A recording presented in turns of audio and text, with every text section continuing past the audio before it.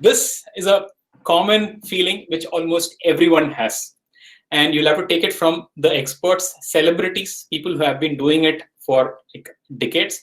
They say that they have the imposter syndrome. They feel they are not qualified enough. And they feel that someday someone will come and say that we caught you today. No longer you can try to act like an expert. So they feel that every day they live with this fear. So imposter syndrome is not new. And this is a very good talk by the founder of Atlassian, where he talks about how imposter syndrome has actually helped him in his life. Start his business, get awards, and even with his marriage. So funny talk, do check it out. But the point here is that imposter syndrome, everyone has it. So don't hold yourself back. What you share on social media, there probably is a 1% or a 0.1% chance someone will come in and give a critic comment, but don't worry about that. Do keep sharing. Only if you share, only if you make mistakes, you will get better. Mike Cannon, he talks about how you can channelize even the imposter syndrome to your benefit, to learn better and to harness the energy. So that's possible. And on the day of the delivery, arrive early. So make sure you understand the lay of the land, understand how the room looks, and you would have visualized so far, but it helps to see how it actually looks and make yourself comfortable. Check the technology. Is your latest deck there? Do the cable connectors work? Internet, does it work? If you have poles, have you set it up right?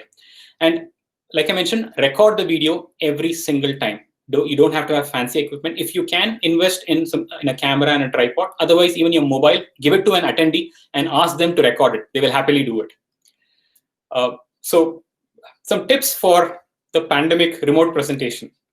4 points. Number 1, keep your webcam on always, just like I'm doing now. A lot of people shy away from turning on their video. As a speaker, it is a must.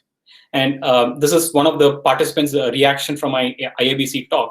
So how where he says how he enjoyed the content even more because he could see the face expressions and so on.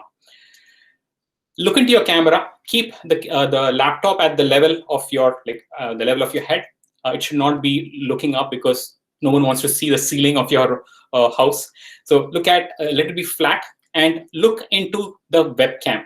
Don't look at the screen, because now I'm looking at the screen versus looking at the webcam. This is how you make eye contact in a remote talk.